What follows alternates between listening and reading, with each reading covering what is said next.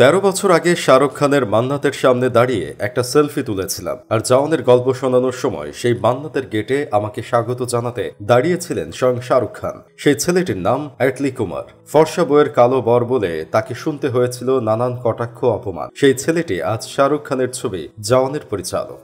সম্প্রতি যেই সিনেমা গোটা দেশ জুড়ে ব্যাপক সাড়া ফেলে দিয়েছে, সেই সিনেমার আড়ালে থাকা প্রধান কারিগর হলেন দক্ষিণী পরিচালক অ্যাটলি কুমার। তবে সহজেই তিনি শাহরুখ খানের সিনেমা পরিচালনা করার সুযোগ পাননি। হাড়ভাঙা পরিশ্রম করে হাজার হাজার মানুষের বিভিন্ন কুমন্তব্য সহ্য করেও শুধুমাত্র নিজের জেদ আর দক্ষতার জেরে আজ তিনি শাহরুখ খানের সিনেমার পরিচালক। তামিলনাড়ুর মাদুরাই জেলার ক্ষীরপারানকুন্দ গ্রামের এক মধ্যবিত্ত তামিল পরিবারে জন্ম ছেলেটার। মাত্র 19 বছর বয়সে সিনেমা বানানোর স্বপ্ন নিয়েই দক্ষিণের সিনেমা ইন্ডাস্ট্রিতে পা রেখেছিল ছেলেটি। প্রথমে একজন সহকারী পরিচালক হিসেবে জীবনের পথ চলা শুরু করেন অ্যাটলি। রজনীকান্তের বিখ্যাত সিনেমা রোবটে তিনি সহকারী পরিচালক হিসেবে কাজ করেছেন। তবে অ্যাটলি কুমারের পেছনে কোনো ফিল্ম ইন্ডাস্ট্রির প্রভাবশালী ব্যক্তি কিন্তু ছিলেন না।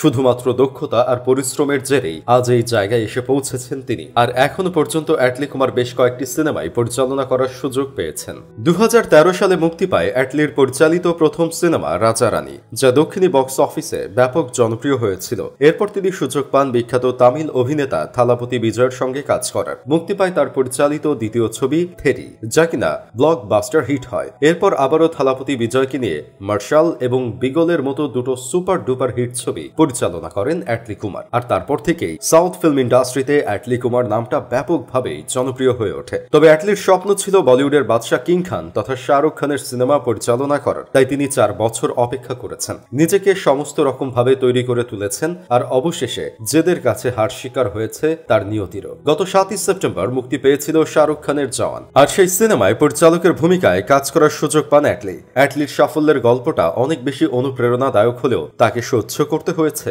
নানান কুমন্তব্য।